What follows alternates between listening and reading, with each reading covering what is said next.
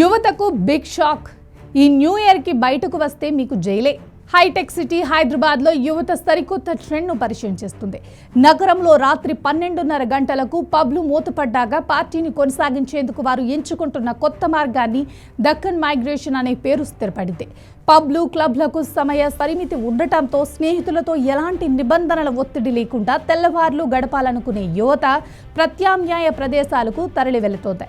ఈ వలసని దక్కన్ మైగ్రేషన్ గా పిలుస్తున్నారు. ఇక విషయంలోకి వెళ్తే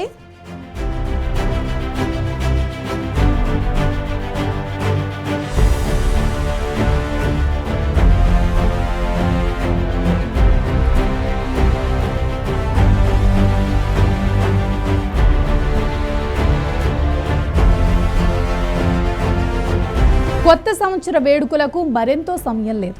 మరి కొన్ని రోజుల్లో 2025కు వీడ్కోలు తెలిపి 2026కు గ్రాండ్ వెల్కమ్ చెప్పేందుకు ప్రపంచమంతా సిద్ధమవుతుంది.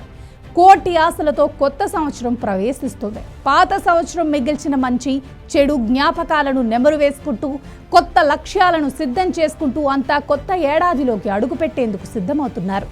సంబరాలకు సిద్ధమవుతున్నారు. బంధుమిత్రులు పంపించే శుభాకాంక్షల సందేశాలు చదువుతూ కొత్త సంవత్సరాన్ని ప్రారంభించేందుకు ఇంకెంతో సమయం లేదు. ప్రస్తుత బిజీ లైఫ్ లో వ్యక్తిగతంగా కలిసి న్యూ ఇయర్ విషెస్ చెప్పే సమయం లేక మిత్రులకు, కుటుంబ సభ్యులకు, శ్రేయోభిలాషులకు సెల్ ఫోన్ ద్వారా hello, WhatsApp, Facebook, Twitter, Instagram ద్వారా సందేశాలు పంపిస్తారు.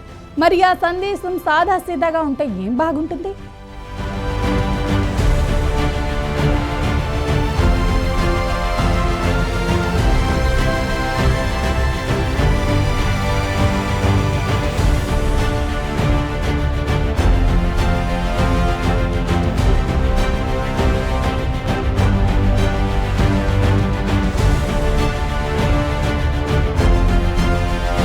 అందుకే జనవరి 1న ఈ అందమైన కోట్స్తో మీ బంధుమిత్రులకు న్యూ ఇయర్ విషెస్ చెప్పండి.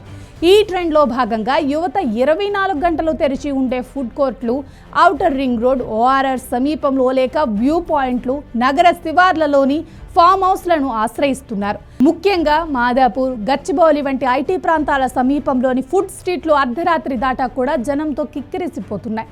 శంషాబాద్, మోకిలా వంటి ప్రాంతాల్లోకి ఫామ్ హౌస్లలో ప్రైవేట్ పార్టీలు నిర్వహించడం కూడా సర్వసాధారణంగా మారిపోయింది. ఈ దక్కన్ మైగ్రేషన్ హైదరాబాద్ సామాజిక జీవన శైలిలో వస్తున్న మార్పులకు అద్దం పడుతోంది. ఐటీ, స్టార్టప్ సంస్కృతి పెరగటంతో యువత జీవన విధానంలో ఈ మార్పు కనిపిస్తుంది. దీనివల్ల కొన్ని ప్రాంతాల్లో రాత్రిపూట వ్యాపారం వృద్ధి చెందుతుండగా షిఫ్ట్ పద్ధతిలో పనిచేసే రెస్టారెంట్లు పెరుగుతున్నాయి. అయితే ఈ కొత్త కల్చర్ కొన్ని సవాళ్లను కూడా ముందుకు తెస్తుంది. రాత్రి వేళల్లో భద్రత, డ్రంక్ అండ్ డ్రైవ్ వంటి సమస్యలు పెరిగే అవకాశం ఉండటంతో పోలీసులు మరింత నిఘా పెట్టాల్సిన అవసరం ఉందని నిపుణులు అభిప్రాయపడుతున్నారు.